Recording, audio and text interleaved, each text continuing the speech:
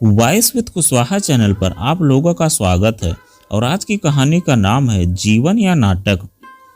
दिव्या बेटे, देखो तो कौन आया है। जल्दी से गर्मा गर्म पकौड़े और चाय बना लो। चाय मसालेदार बनाना। कोमल ने अपनी बेटी को पुकारा और फिर से अपनी सहेली आस्था के साथ बातचीत में व्यस्त हो गई। रहने देना, परीक्षा सिर पर है, पढ़ रही होगी बेचारी। मैं तुम्हें लड़कियों के फोटो दिखाने आई हूँ। पवन अगले माह 27 का हो जाएगा। जितनी जल्दी शादी हो जाए अच्छा है। उसके बाद उसकी छोटी बहन शांति का विवाह भी करना है। ले यह फोटो देख और बता तुझे कौन सी पसंद है। आस्था ने हाथ में पकड़ा लिफाफा कोमल की ओर बढ़ाया। देर तक दोनों बारी बारी से फोटो देखकर कुछ न कुछ बातें निकालती रहीं। कुछ देर बाद कोमल ने 2 फोटो निकालकर आस्था को थमा दिए। दोनों ही अच्छी लग रही हैं। वैसे भी तुम्हारे हमारे पसंद करने से क्या होता है। पसंद तो पवन की पूछो, महत्व तो पवन की पसंद का है कि नहीं। हमारी तुम्हारी पसंद को कौन पूछता है। यूं भी फोटो से किसी के बारे में कितना पता लग सकता है। असली परख तो आमने सामने बैठकर ही हो सकती है। तब तक दिव्या पकौड़े और चाय लेकर आ गई थी। सच कहूं कोमल, तेरी बेटी बड़ी गुणवान है। जिस घर में जाएगी उसका तो जीवन सफल हो जाएगा। आस्था ने गर्मा गर्म पकौड़े मुंह में रखते हुए प्रशंसा की झड़ी लगा दी। दिव्या, तू भी तो बता अपनी पसंद। आस्था ने दिव्या की ओर फोटो बढ़ाए। आंटी, मैं भला क्या बताऊंगी, यह तो आप बड़े लोगों का काम है। दिव्या धीमे स्वर में बोलकर मुड़ गई। ठीक ही तो कह रही है, बच्चों को इन सब बातों की समझ कहाँ। वैसे भी परीक्षा की तैयारी में जुटी है। कोमल बोली, तुझे नहीं लगता कि आजकल दिव्या बहुत गुमसुम सी रहने लगी है। पहले तो अक्सर आ जाती थी, दुनिया भर की बातें करती थी, घर के काम में भी हाथ बटा देती थी, पर अब तो सामने पड़ने पर भी कतरा कर निकल जाती है। इस उम्र में ऐसा ही होता है। मुझसे भी कहाँ बात करती है। किसी काम को कहो तो कर देगी, दिन भर लैपटॉप या फोन से चिपकी रहेगी। इन सब चीजों ने तो हमारे बच्चों को हमसे ही छीन लिया है। सो तो है, पर हमारा भी तो अधिकतर समय फोन पर ही गुजरता है। कोमल ऐसी अदा से बोली कि दोनों सहेलियां खिलखिलाकर हंस पड़ी। आस्था को विदा करते ही कोमल काम में जुट गई। आस्था आती है तो जाने का नाम ही नहीं लेती। विवेक के आने का समय हो गया है, अभी तक खाना भी नहीं बना है। विवेक का कुछ भरोसा नहीं, कभी चाय पीते हैं तो कभी सीधे खाना मांग लेते हैं। कोमल स्वयं से ही बातें कर रही थी। दिव्या, तुम अब तक फोन से ही चिपकी हुई हो। यह क्या, तुम रो रही हो, क्या हुआ। दिव्या का स्वर सुनकर कोमल उसके कमरे में पहुंची थी। कुछ नहीं, अपनी सहेली वर्षा से बात कर रही थी तो आंखों में आंसू आ गए। क्यों, क्या हुआ, सब ठीक तो है। कहाँ ठीक है, बेचारी बड़ी मुसीबत में है। कैसी मुसीबत। लगभग 5 वर्ष पहले उसने सबसे छिपकर मंदिर में विवाह कर लिया था, पर अब उसका पति दूसरी शादी कर रहा है। क्या कह रही हो। वर्षा ने 5 वर्ष पहले ही विवाह कर लिया था। उसके माता पिता को पता है या नहीं। किसी को नहीं पता। दोनों साथ रहते हैं क्या। नहीं, विवाह होते ही दोनों अपने अपने घर लौटकर पढ़ाई में व्यस्त हो गए थे। दोनों के बीच संबंध बने हैं क्या। नहीं, इसीलिए तो दूसरा विवाह कर रहा है वह। इस तरह छिपकर विवाह करने की क्या आवश्यकता थी। आजकल की लड़कियां भी बिना सोचे समझे कुछ भी करती हैं। वर्षा के माता पिता को पता लगा तो उन पर क्या बीतेगी। कोमल चिंतित स्वर में बोली, पता नहीं, आप ही बताओ अब वह क्या करे। चुल्लू भर पानी में डूब मरे और क्या। उसने तो अपने माता पिता को कहीं मुंह दिखाने लायक नहीं छोड़ा। थोड़ी ही देर में यहाँ आ रही है वर्षा, आप ही उसे समझा देना। यहाँ क्या करने आ रही है, उससे कहो अपने माता पिता से बात करे, वे ही कोई रास्ता निकालेंगे। माँ बेटी का वार्तालाप शायद कुछ देर और चलता कि तभी दरवाजे की घंटी बजी और वर्षा ने प्रवेश किया। दोनों सहेलियां एक दूसरे के गले लिपट कर खूब रोई। कोमल सब कुछ चुपचाप देखती रही।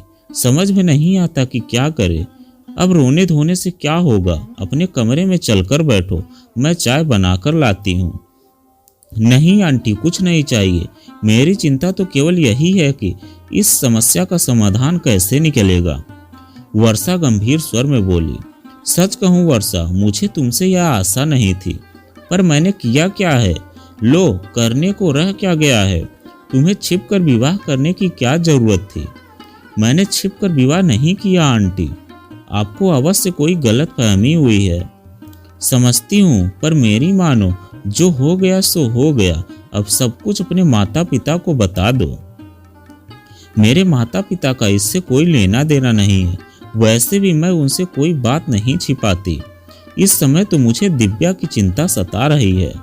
आपको ही कोई राह निकालनी पड़ेगी जिससे सांप भी मर जाए और लाठी भी न टूटे। साफ साफ कहो न, पहेलियां क्यों बुझा रही हो? आंटी, दिव्या ने जो कुछ किया वह बचपना था। जब तक उसे अपनी गलती समझ में आई देर हो चुकी थी। मुझे भी लगा कि देर सवेर पवन इसे स्वीकार कर लेगा, पर यहाँ तो उल्टी गंगा बह रही है। दिव्या बेचारी हर साल पवन के लिए करवा चौथ का व्रत करती रही, पर वह नहीं पसीजा। अब बेचारी दिव्या करे भी तो क्या? तुम कहना क्या चाहती हो? विवाह तुमने नहीं, दिव्या ने किया था। वही तो, चलिए आपकी समझ में तो आया। अभी तक तो आप मुझे ही दोष दिए जा रही थी। और वर्षा हंस दी। यह मैं क्या सुन रही हूँ? दिव्या, इतनी बड़ी बात छिपा गई तुम। हमने क्या क्या आशाएं लगा रखी थी और तुमने हमने कहीं का नहीं छोड़ा। अब यह और बता दो कि किससे रचाया था तुमने यह अद्भुत विवाह? पवन से?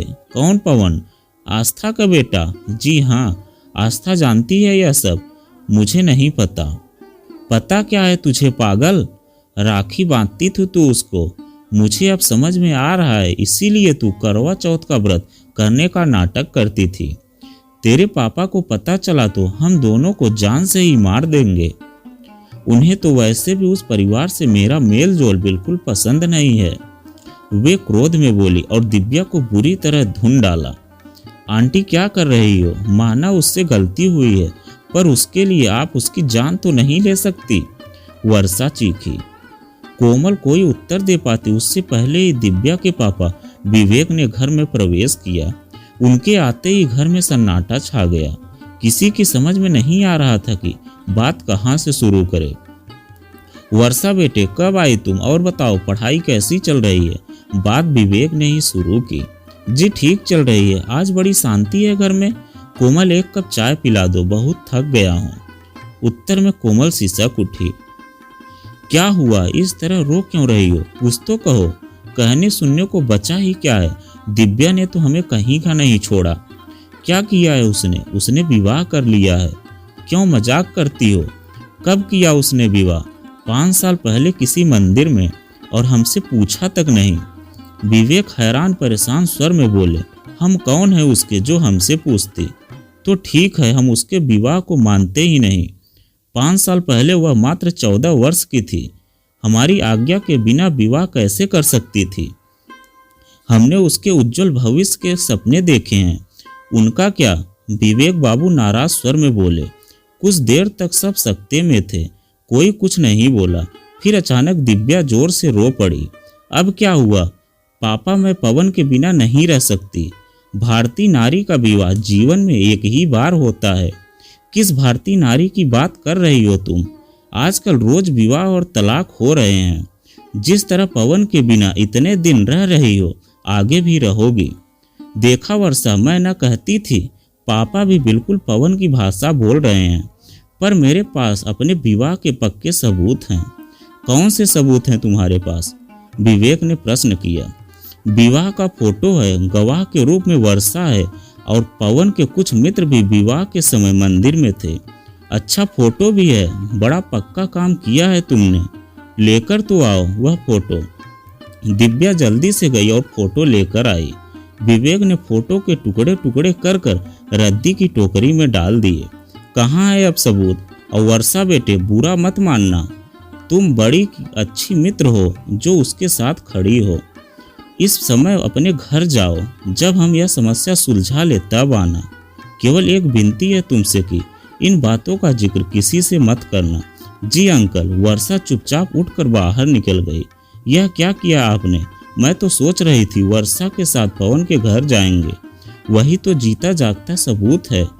कोमल, जो अब तक इस सदमे से उबर नहीं पाई थी, आंसू पोंछते हुए बोली। मुझे शर्म आती है कि इतना बड़ा कांड हो गया और हम दोनों को इसकी भनक तक नहीं लगी। हमारा मुख्य उद्देश्य है दिव्या को इस भंवर से निकालना, वह भी इस तरह कि किसी को इस संबंध में कुछ पता न चले। हम कहीं किसी के घर नहीं जा रहे, न कोई सबूत पेश करेंगे। दिव्या जब तक अपनी पढ़ाई पूरी करके अपने पैरों पर खड़ी नहीं हो जाती, विवाह का प्रश्न ही नहीं उठता। मुझे नहीं लगता पवन का परिवार इतने लंबे समय तक प्रतीक्षा करेगा। आस्था तो आज ही बहुत सारे फोटो लेकर आई थी मुझे दिखाने के लिए, तो यह खेल खेल रहे हैं वे लोग। तुमने यह भी सोच कैसे लिया कि दिव्या का विवाह पवन से संभव है? मैंने उसे दसियों बार नशे में चूरबार से बाहर निकलते देखा है। पढ़ाई लिखाई में जीरो और गुंडागर्दी में सबसे आगे है, पर इनका विवाह तो 5 वर्ष पहले ही हो चुका है। फिल्मों और नाटकों में अभिनेता अलग अलग पात्रों से कई विवाह करते हैं, तो क्या वह जीवन भर का नाता हो जाता है? समझ लो दिव्या ने भी ऐसे ही नाटक के पात्र का अभिनय किया था। और एक चेतावनी तुम दोनों के लिए, उस परिवार से आप कोई संबंध नहीं रखेंगे, फोन पर भी नहीं। दिव्या जैसी मेधावी लड़की का भविष्य उज्जवल है। मैं नहीं चाहता कि वह बेकार के पचड़ों में पड़कर अपना जीवन तबाह कर ले। विवेक दोनों से कठोर स्वर में बोले। मृदुभाषी विवेक का वह रूप न तो कभी कोमल ने देखा था और न ही कभी दिव्या ने। दोनों ने सिर हिलाकर स्वीकृति दे दी। कुछ माह ही बीते होंगे कि एक दिन विवेक ने सारे परिवार को यह कहकर चौंका दिया कि वे अमेरिका जा रहे हैं। वहां उन्हें नौकरी मिल गई है।